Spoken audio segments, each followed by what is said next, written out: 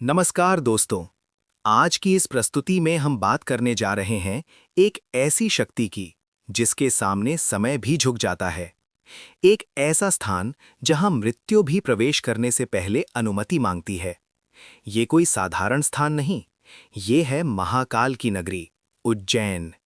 कहा जाता है समय सबसे शक्तिशाली है, समय सबको बदल देता है, राजा को रंक और रंक को राजा बना देता है।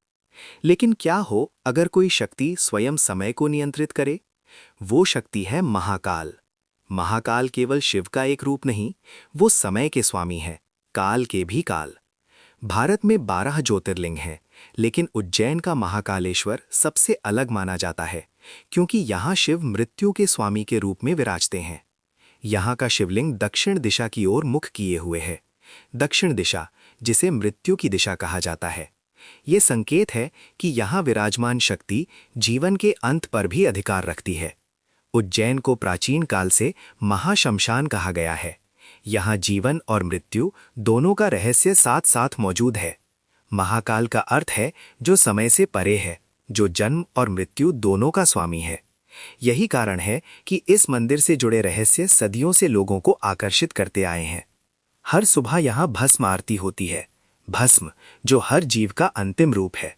ये आरती हमें याद दिलाती है कि जीवन का अंत निश्चित है और अंत में सब कुछ भस्म हो जाता है।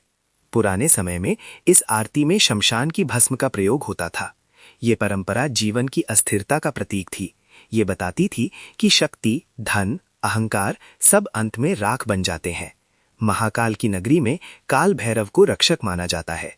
उन्हें उज्जैन का सेनापति कहा जाता है।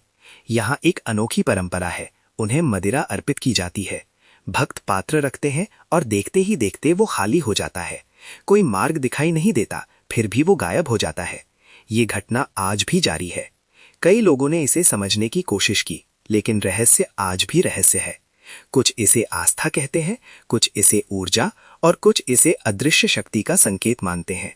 उज्जैन की एक और मान्यता है, यहाँ कोई भी शासक रात नहीं रुकता, क्योंकि यहाँ के राजा स्वयं महाकाल हैं और दो राजा एक ही स्थान पर नहीं रह सकते।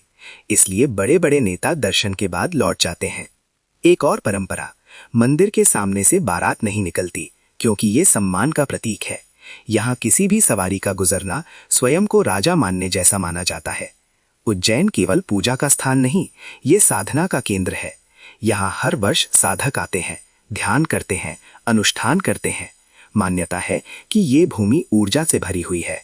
कुछ लोग यहाँ शांति अनुभव करते हैं, कुछ शक्ति, और कुछ को ऐसा अनुभव होता है मानो समय थम गया हो। महाकाल केवल संहारक नहीं, वो रक्षक भी है। वो अंत भी है और आरंभ भी। जीवन और मृत्यु के बीच जो रहस्य है, उज्जैन उसी का प्रतीक है। महाकाल की नगरी हमें सिखाती है कि मृत्यु अंत नहीं, एक परिवर्तन है, और उस परिवर्तन के स्वामी है महाकाल।